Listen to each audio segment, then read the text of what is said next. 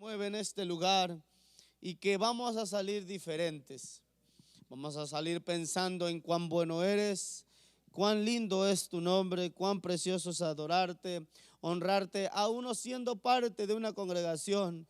Es importante tu presencia, tu amor, tu palabra, que nos guíes, que meditemos en ella, que nos portemos bien, que venzamos la muerte con tu palabra, con tu gracia. Señor, en esta hora yo declaro tu palabra viva y eficaz, que rompe cadenas y hace grandes cosas, sana enfermos, así liberta al cautivo y da fuerzas al cansado, en el nombre de Jesucristo. Amén y amén. Gloria a Dios. Salude a su hermano y dígale: ¿y tú, querido hermano, tienes seguridad de que todo cambió? Así dile. ¿Y tú, querido hermano, tienes seguridad de que todo cambió? Siéntate, siéntate. Gracias, hermana. Todo cambió. Todo cambió. Dígale al que está a su lado: todo cambió. Porque cuando todo cambia es porque algo diferente, opuesto a lo que éramos en cierto tiempo, no puede funcionar más en nuestras vidas, ¿cierto? Sí. De pronto, por ejemplo, yo vengo de una familia muy humilde, por no decir pobre, y yo usé zapatos solo para ir a la escuela y me los tenía que quitar cuando regresaba. Y pobrecito de mí que yo me los pusiera para andar todos los días porque me iba muy mal. Siempre ayer hablábamos de que usábamos unos guaraches que los hacían de correas de llanta. Y digo, hoy todo cambió. Hoy ya me he visto mejor, tengo 2, 3 pares más de zapatos. Y cosas como esas. Cuando se viene al Señor, tiene que haber un cambio en tu vida. Tiene que haber un cambio, si no, pues estás perdiendo tu tiempo. Es como un multimillonario invertir sus millones y quedarse en la calle. No cambió nada porque invirtió donde no debía invertir. Y de pronto tú vienes a este lugar y estás invirtiendo mal tu tiempo. Yo diría, sigue adelante, sigue invirtiéndolo, pero saca ganancias. Tiene que haber algo nuevo, ¿no lo crees? Bueno, algunos no están de acuerdo, pero tiene que haber algo. El hombre y la mujer se casan no para estar solos toda su vida, tiene que nacer hijos, sino para qué se casó. Sí, el matrimonio tiene una clave y también tiene cláusulas: procrear, llenar la tierra de habitantes. Algunos se pasan de listos, tienen hasta 15. Pero pues el matrimonio tiene que cambiar algo, ya no ser 2, ahora van a ser 3, 4, 5. Pero Pablo, cuando está hablando sobre lo que acabamos de leer en la pantalla, del capítulo 15 de la primera carta a los Corintios, quiero decirle que Pablo dio su mejor sermón, querido hermano. Dio su mejor diálogo, su mejor mensaje ese día. Porque usted no va a notar palabras como esas en otro lado. Ahí es donde dice él, claro y sencillo: ¿dónde está, oh muerte, tu aguijón, oh sepulcro, tu victoria? Hablando de quién era Jesucristo y hablando de quién éramos nosotros, siendo seguidores, servidores e hijos de Jesucristo. ¿Cuántos hijos de Jesucristo hay aquí?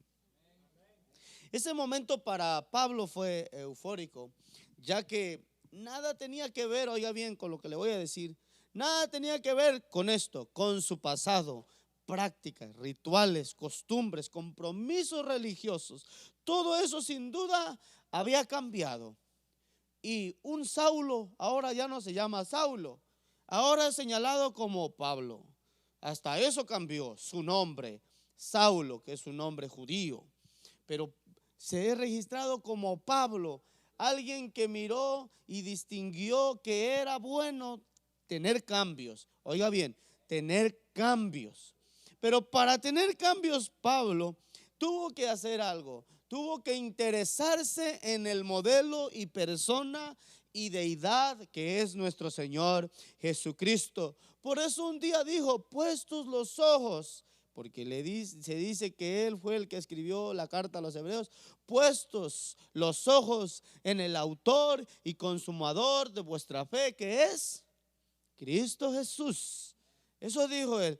Él no tenía la mirada en otra persona, no tenía la mirada en nadie más, sino el que le pudo permitir ver cambios en su vida. Yo quisiera que tú te hicieras una pregunta. ¿Has visto cambios en tu vida? Y si no los has visto, pues deberías de preocuparte, hermano. ¿Cómo es posible que sigas en el mismo lugar, en la misma situación, en los mismos sentimientos, pensamientos y actitudes? Cosas que en otro tiempo te estorbaban, no siendo cristiano, y hoy sigas batallando con lo mismo. No. Santiago dijo en cierta ocasión que es bienaventurado el hombre que viniendo la prueba la soporta, porque al final de todo, ¿Dios qué le dará? Recompensa. Le dará un galardón, le dará algo diferente, ¿cierto? Eso dice la palabra del Señor. Entonces quiere decir que Jesús ayuda a brincar los obstáculos que solos no podíamos brincar, entre otras cosas, pero no me saldré del contexto.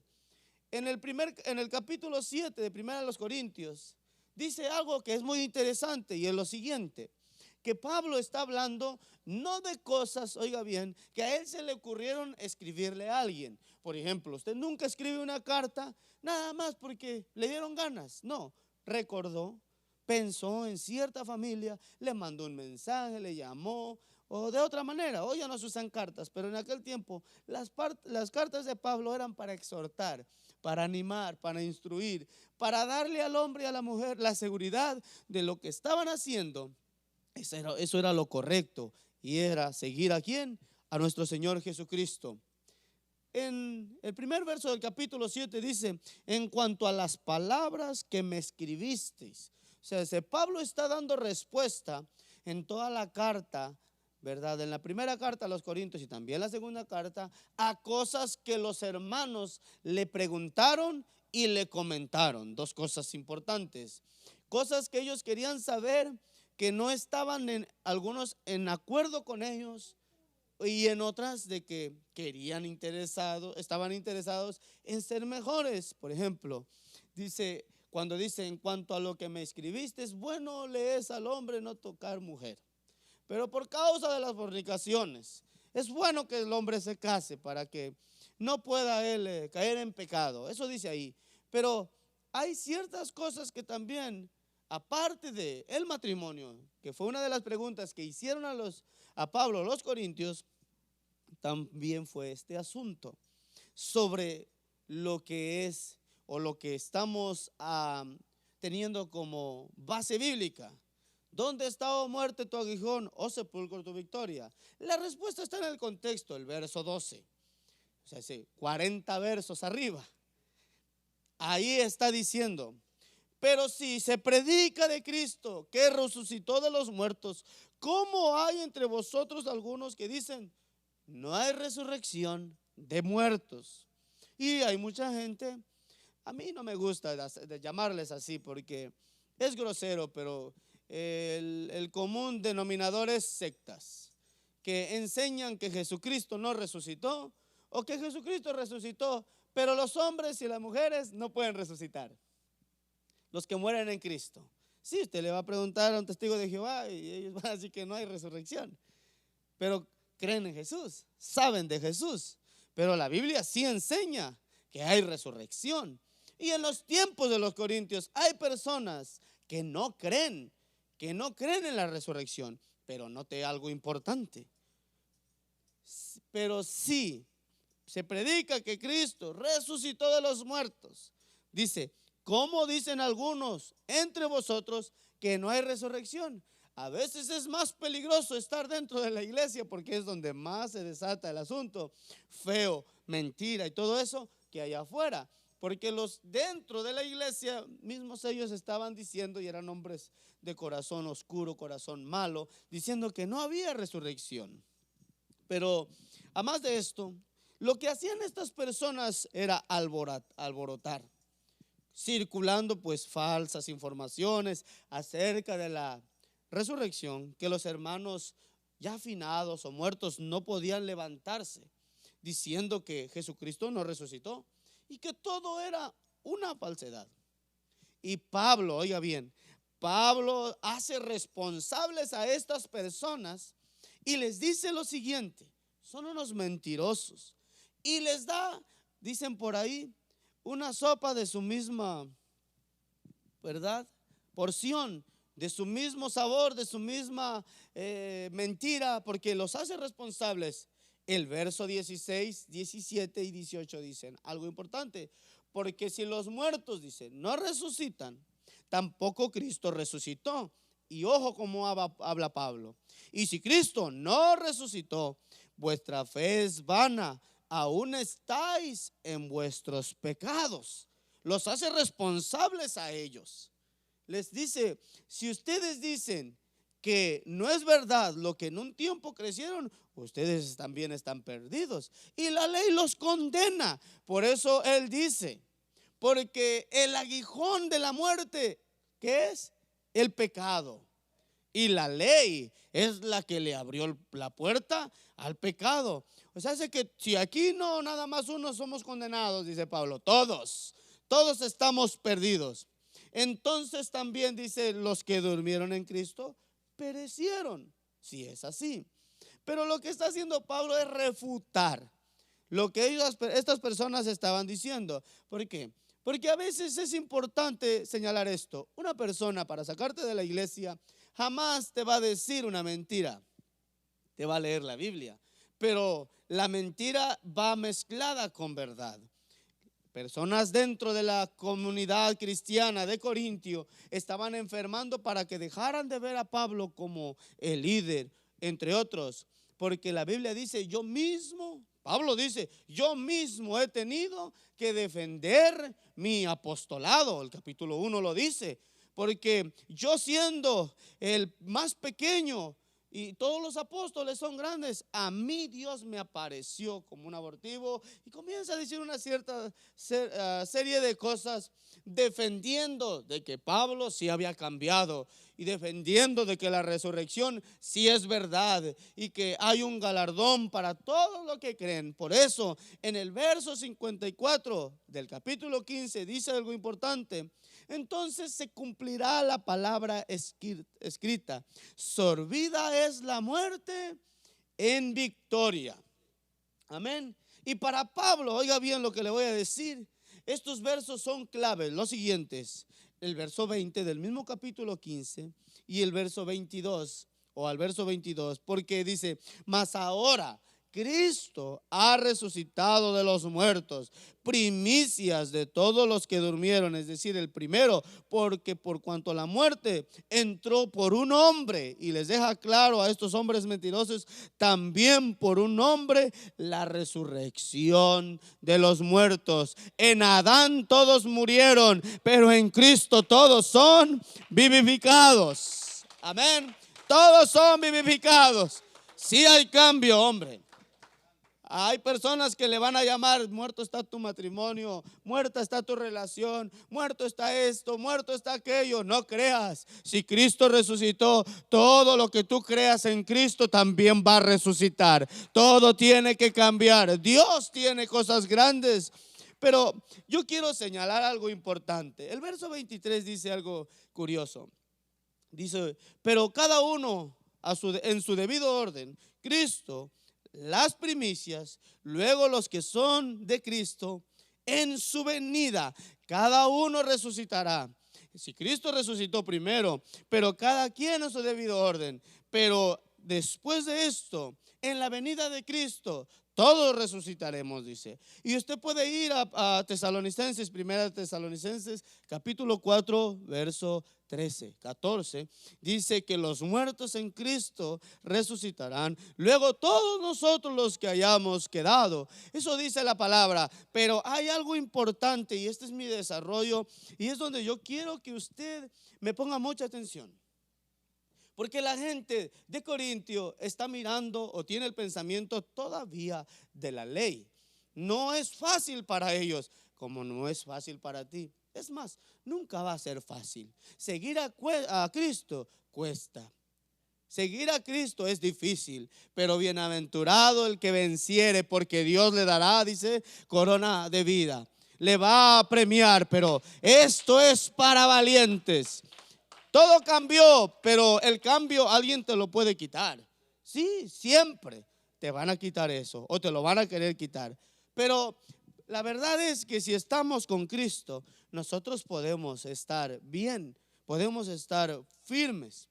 Para Pablo es importante que entendamos bien qué es estar en la gracia y qué es estar en la ley. Por ejemplo, la ley te hace esclavo del pecado y la gracia te hace libre del pecado.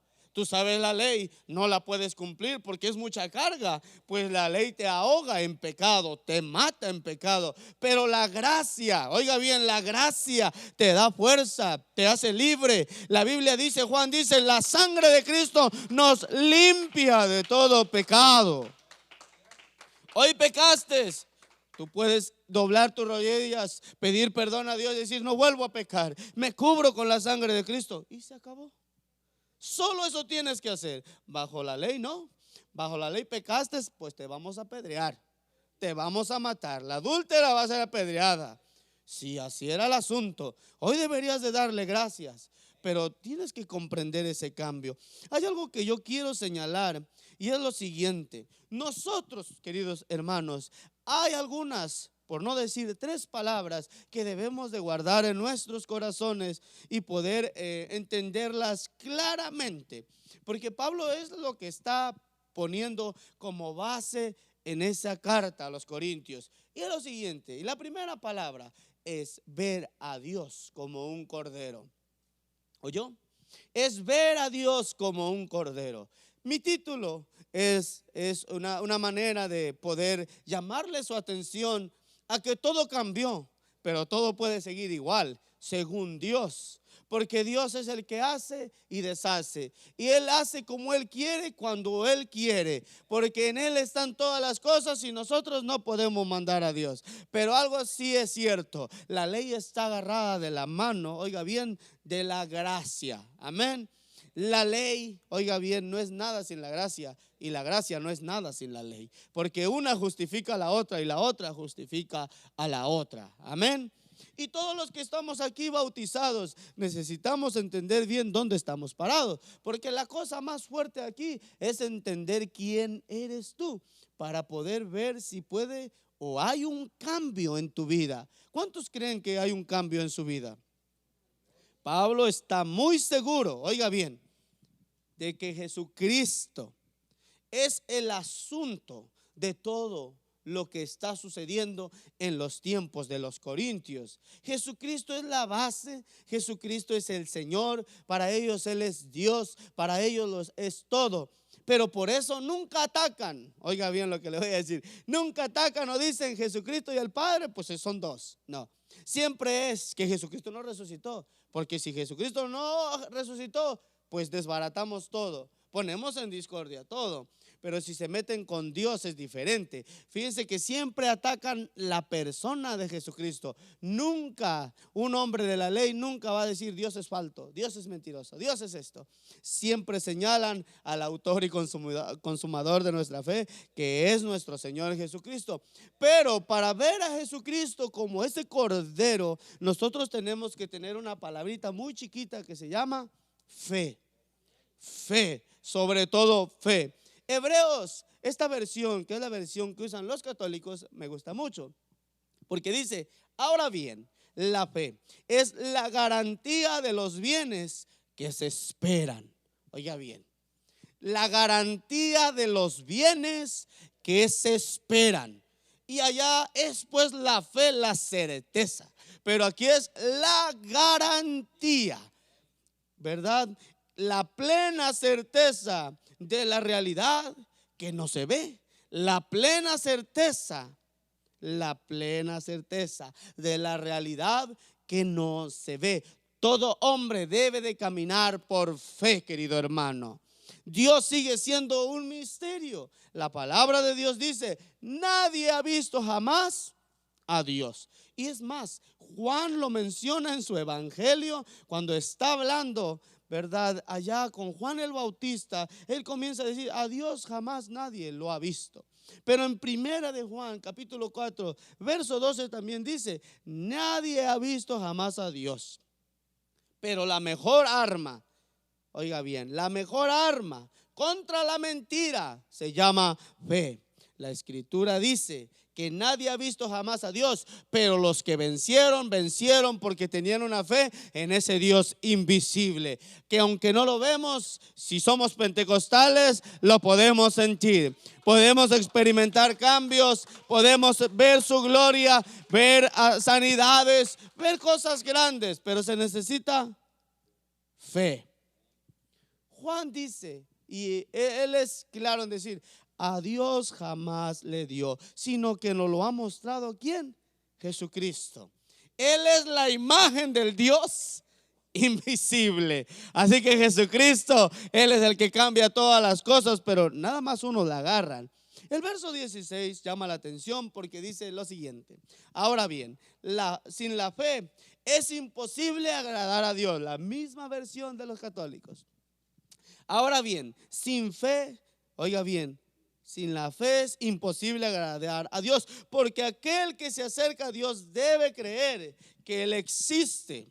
Esto es bonito, porque todo aquel que se acerca a Dios debe de creer algo, que Él existe. Alguien te va a pedir, muéstrame a Dios, pues tengo salud, pues estoy enfermo. De ambas formas, pues Dios es manifiesto. ¿Por qué? Porque sigues viviendo, enfermo vives, sano vives, y el único que da la vida es Dios. Hasta hoy no se ha demostrado lo contrario, que un hombre pueda darle vida a otro hombre. Jamás. Sin Dios no hay vida, no hay nada. Y es el justo, oiga bien, remunerador de los que le buscan. En la versión Reina Valera 1960, ahí dice, Él es galardonador de los que le buscan. O sea, es que la fe te tiene que premiar en este asunto. Tiene que haber cambios. El que busca a Dios tiene que ver ¿qué? Cambios. Y yo te diría, oye hermano, tú no has cambiado desde hace 2 años. No busques a Dios, no crees en Dios, te importa muy poco Dios. Y ahorita voy a entrar a lo que yo les dije, porque mire, es importante poner esto como base, porque quiero que aprendamos algo en este momento. Si vamos a tener en nuestra vida cambios, solo pueden pasar porque Dios los permite. Nadie puede decir que tiene cambios porque está bien guapo, porque está muy alto, porque tiene talento. Los talentos se los debe a Dios. Porque está guapo, pues Dios lo puso así. De pronto lee mucho la Biblia. Pues sí, porque la palabra de Dios hermosea el rostro.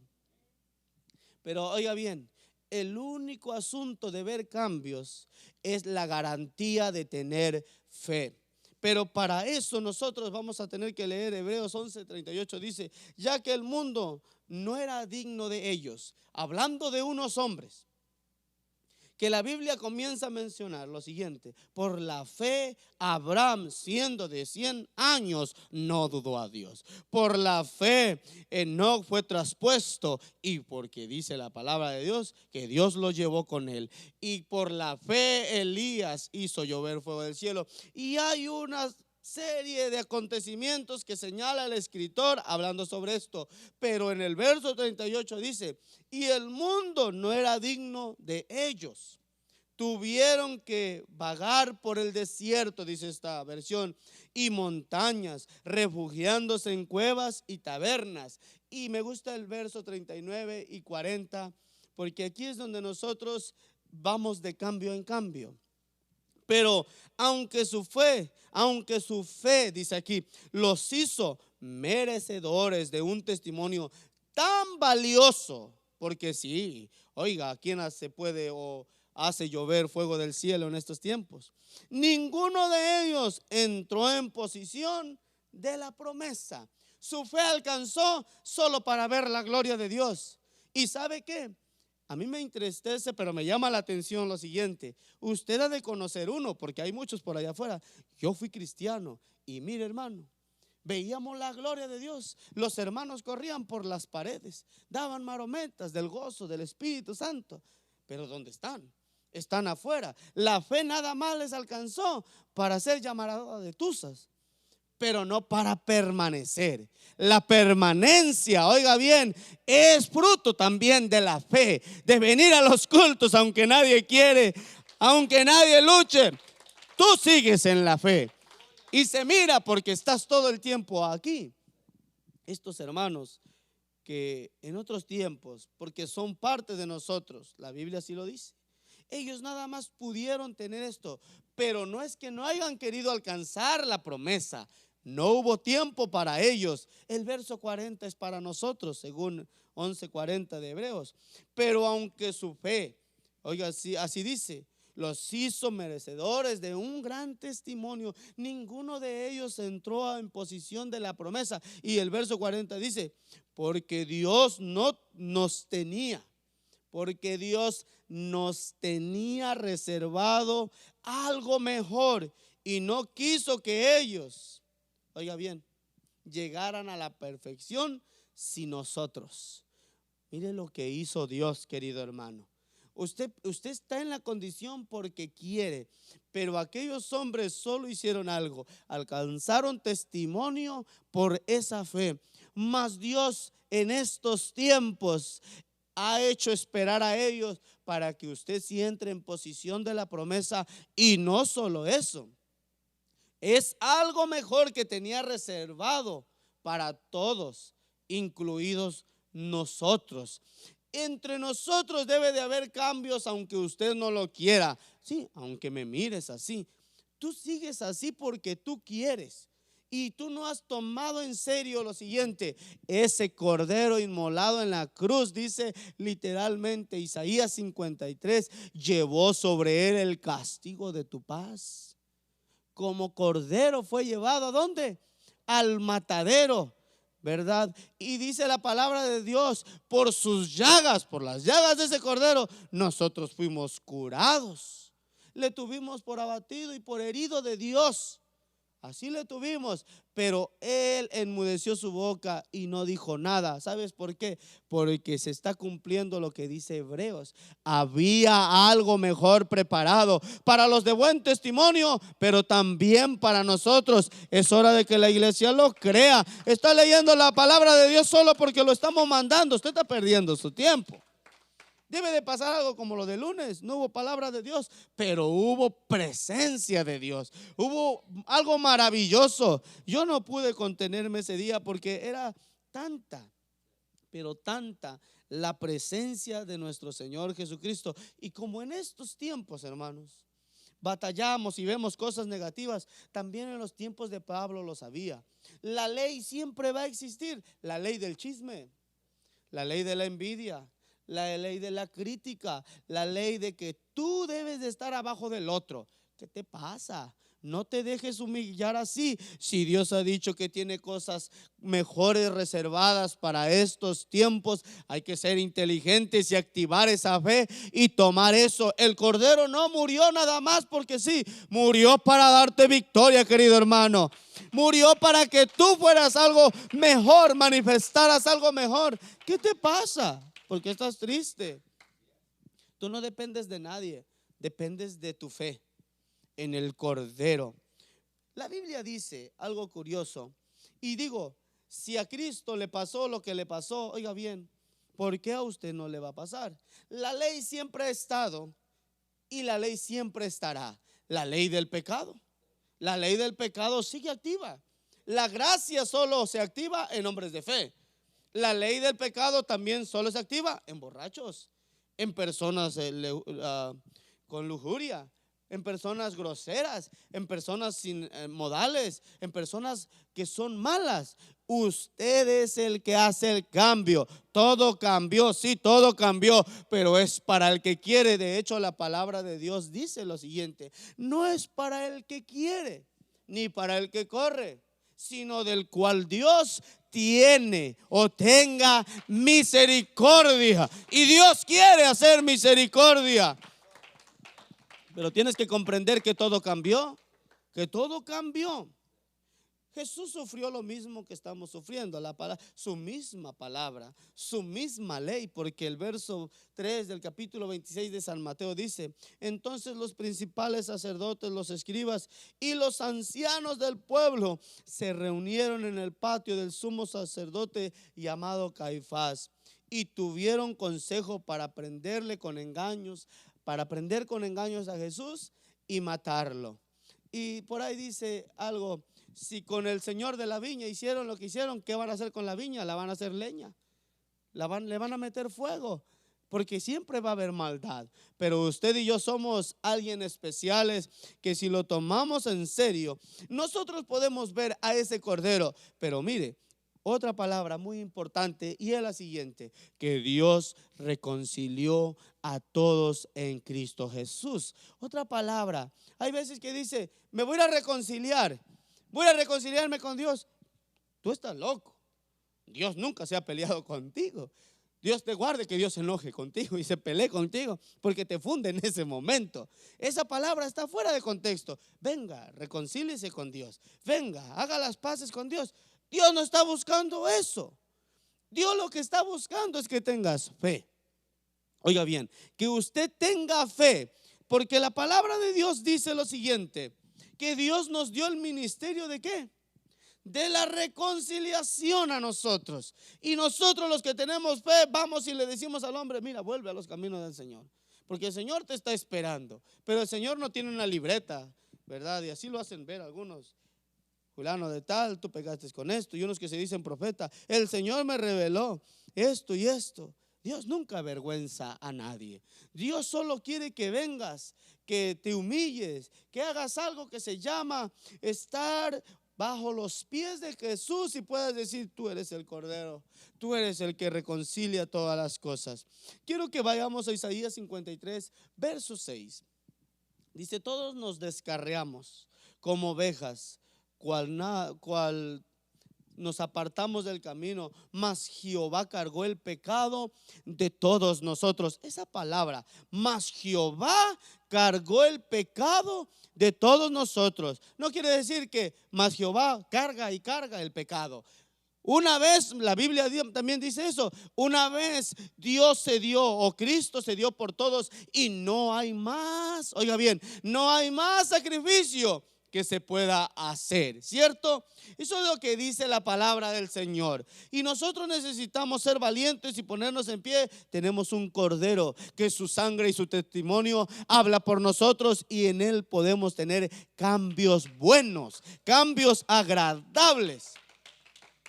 Por eso Juan el Bautista, allá en el capítulo 1 de San Juan, verso 29, dice, el siguiente día, dice así, vio Juan el Bautista venir a Jesús y dijo, he aquí el Cordero de Dios, quien quita el pecado del mundo.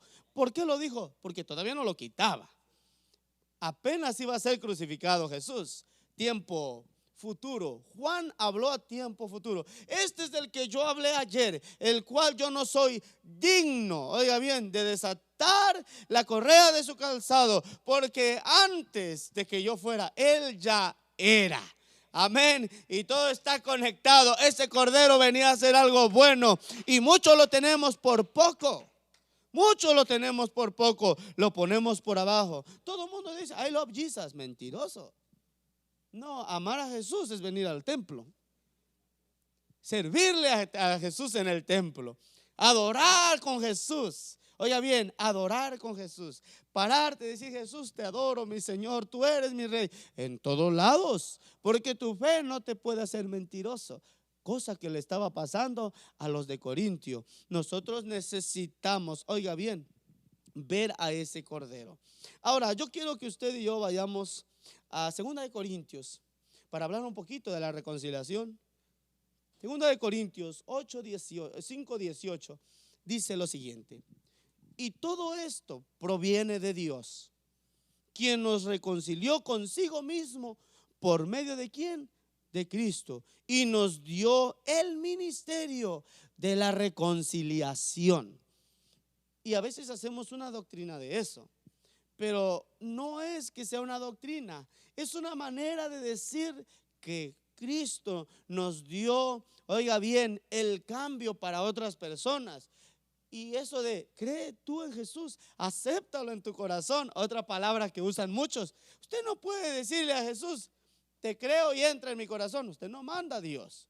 La palabra de Dios es cree en Cristo Jesús. Y creer en Cristo Jesús es dejar de trabajar todo el tiempo, oiga bien, de trabajar de 6 de la mañana hasta 11 de la noche y decir, hoy trabajo de 6 de la mañana hasta las 4, me baño y me voy al templo.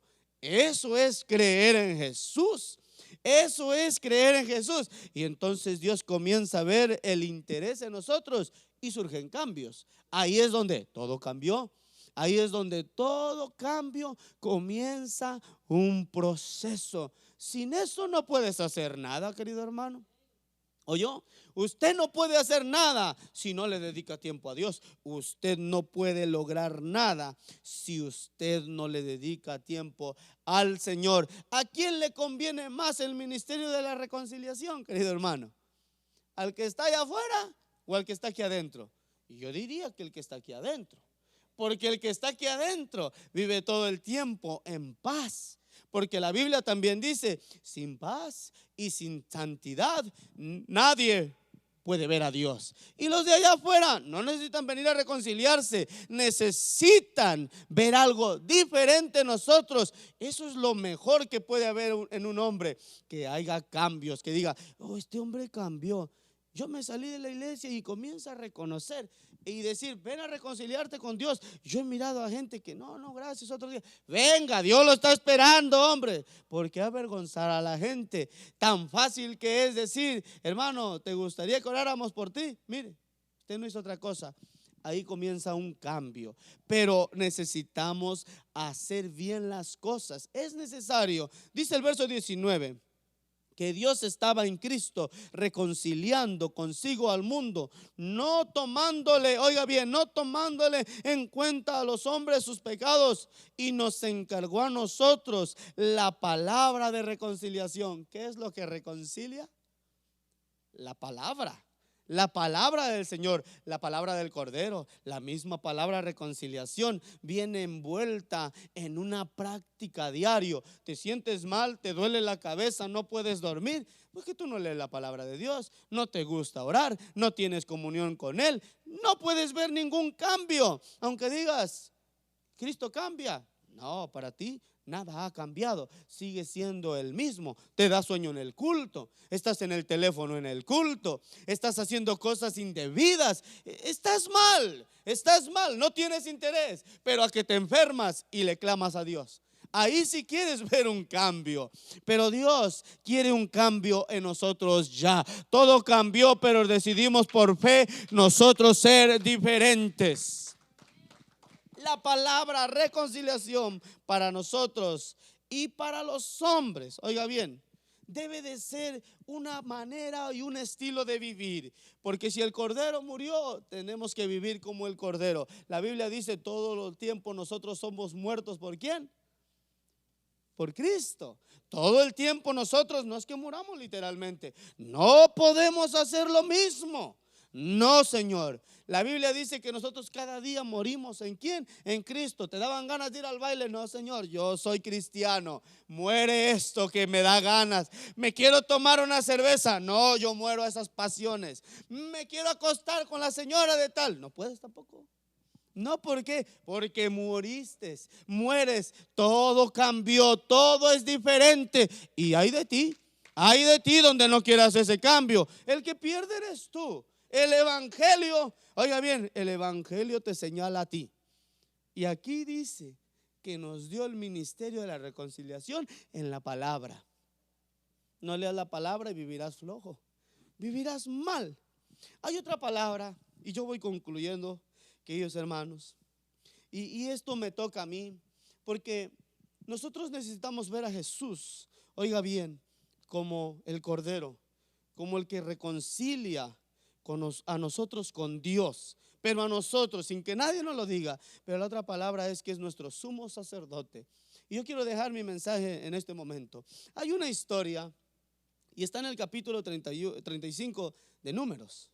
Y esta historia a muchos les pasa por alto, pero esa historia tiene un asunto muy profundo, donde Pablo dice, todo cambió, pero sigue igual, en el aspecto de que el Dios de Abraham, el Dios de Jacob, el Dios de Isaac, Oiga bien, el Dios de Isaac y de Jacob, el Dios de Moisés, el Dios de los patriarcas como Gedeón, entre otros héroes de la fe, es el mismo Dios, nuestro Señor Jesucristo. Pero a diferencia de todo eso, en el Antiguo Testamento se mataba el becerro, se mataba la ovejita, se mataban las palomas. Se sacrificaban estos animales para expiación, oiga bien, solo de culpa, pero no quitaba el pecado, solo lo tapaba por cierto tiempo y otra vez había que regresar al mes, había que regresar a hacer sacrificios de paz, a volver a matar toros, a volver a matar chivos, a volver a matar ovejas, a volver a matar tórtolos o palomos, siempre, pero con Cristo fue diferente. Y en la palabra de Dios, en Números, hay algo interesante, querido hermano. Yo te voy a dejar con ese pensamiento y quiero que te vayas a tu casa y medites. Un cordero sin mancha para mí, y Él me reconcilió. Pero también es el sumo sacerdote.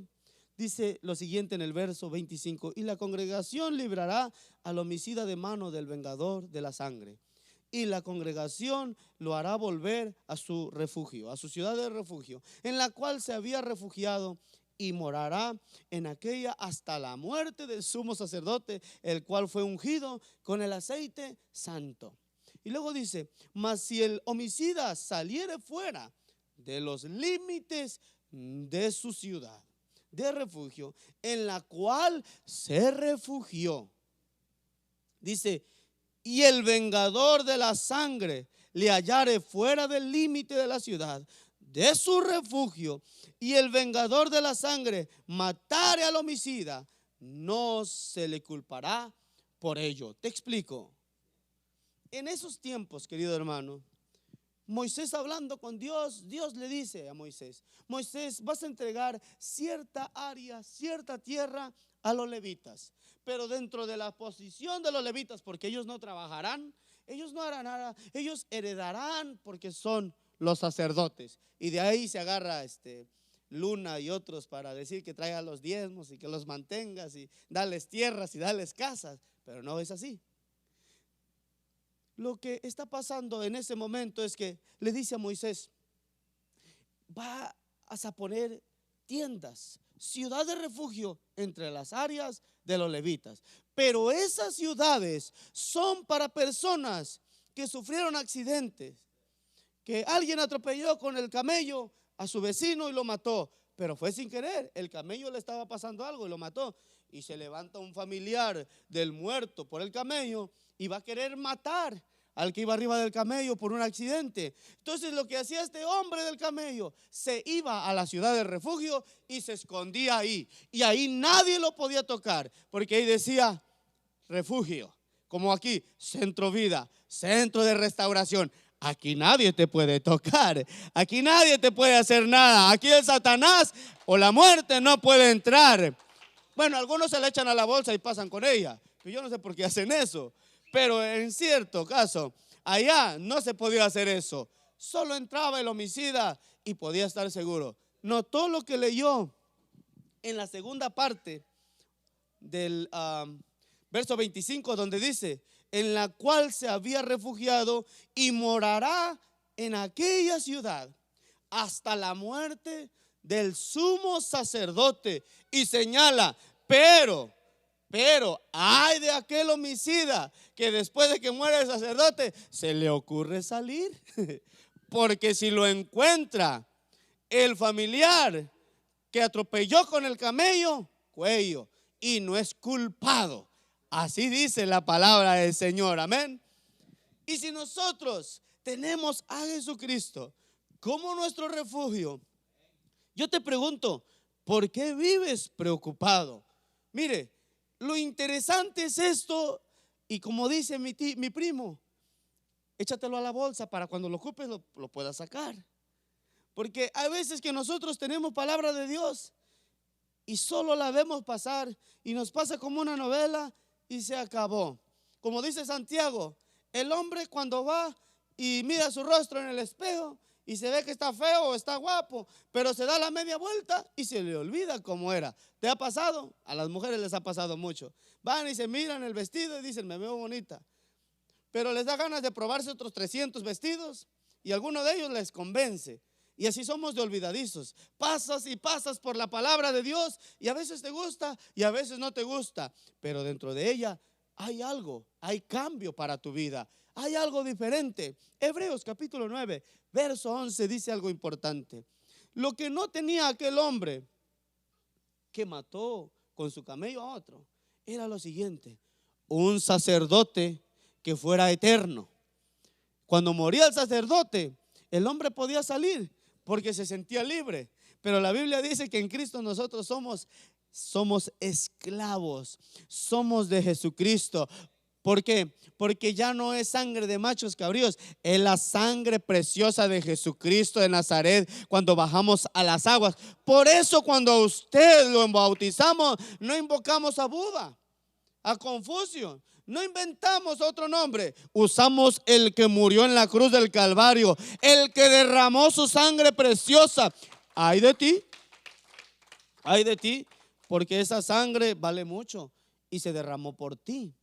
Pero la Biblia dice, pero estando ya presente Cristo, sumo sacerdote de los bienes venideros, hablando en futuro también, por el más amplio y más perfecto tabernáculo, lo ha hecho no de mano, es decir, no de esta creación, y no por la sangre de machos cabríos ni de becerros, sino por su propia sangre. Dice aquí, entró una sola vez para siempre en el lugar santísimo, y solo el sumo sacerdote podía entrar al lugar santísimo a presentarse delante de Dios. Pero ¿qué fue al revés? El sacerdote Jesucristo salió del lugar santísimo para visitarte, habiendo obtenido, oiga bien, eterna redención.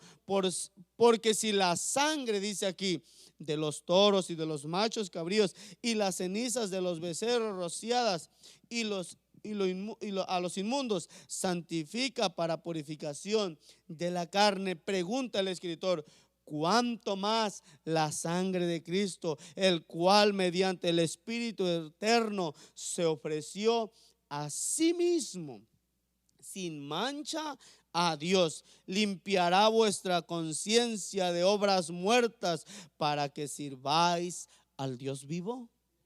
Eso es lo que dice, para que sirváis al Dios vivo. Mire, nosotros tenemos cosas lindas, tenemos un cordero, pero que también era Dios. Tenemos un reconciliador, pero también era Dios. Y tenemos a un sumo sacerdote que es nuestro Señor Jesucristo, que no tiene días, no tiene fecha alguna. Jesucristo es eterno. Él es nuestro sumo sacerdote y algunos se confían porque se van de aquí diciendo, Cristo me perdona, Cristo me protege. No, Cristo está con los que le buscan. Y quiero dejar esto, ponte de pie por favor.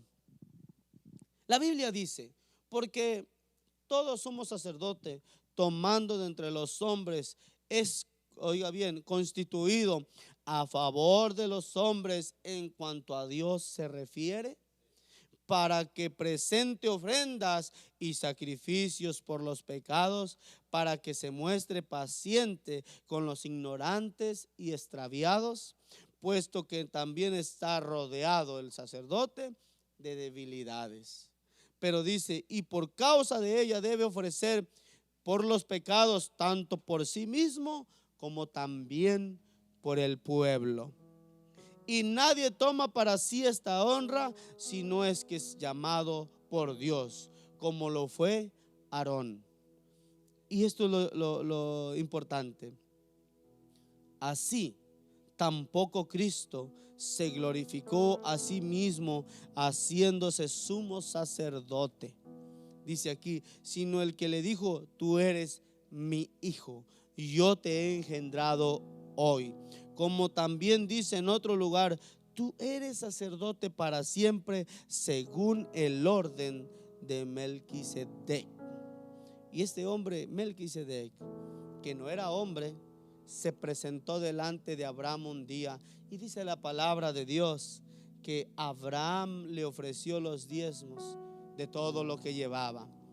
Eso dice la palabra de Dios. Pero yo te quiero preguntar algo. Cierra tus ojos ahí. Y quiero que pienses en lo siguiente. Y es una pregunta muy retórica para ti. ¿Cuánto tiempo más te vamos a mirar en la iglesia? Estás a punto de ya no volver a la iglesia. Estás cansado porque nada ha cambiado en tu vida. Sigues peleando, sigues confundido, sigues siendo el mismo, enojón, enojona.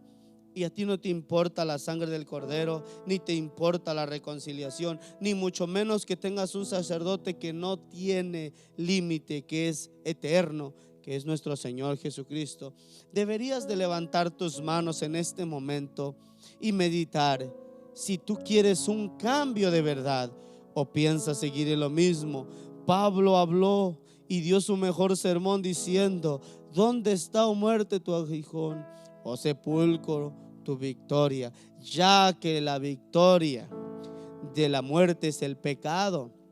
Oye bien, y el pecado está agarrado de la ley.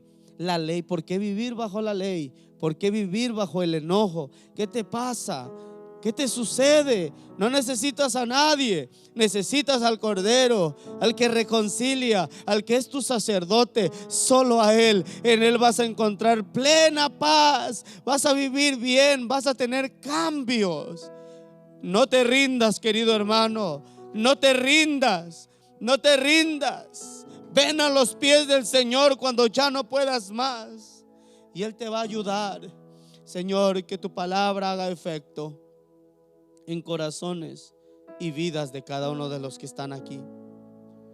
Que algo pase, que algo suceda con estas almas. Mira cuántos no han venido ya al culto, Señor. Cuántos están fuera de todo esto.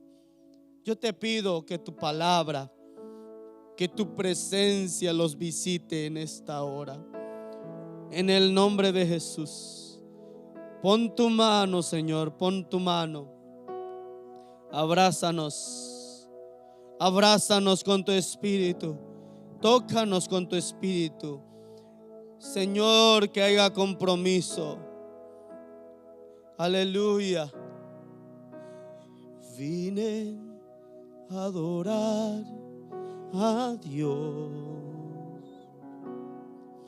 vine a adorar su nombre.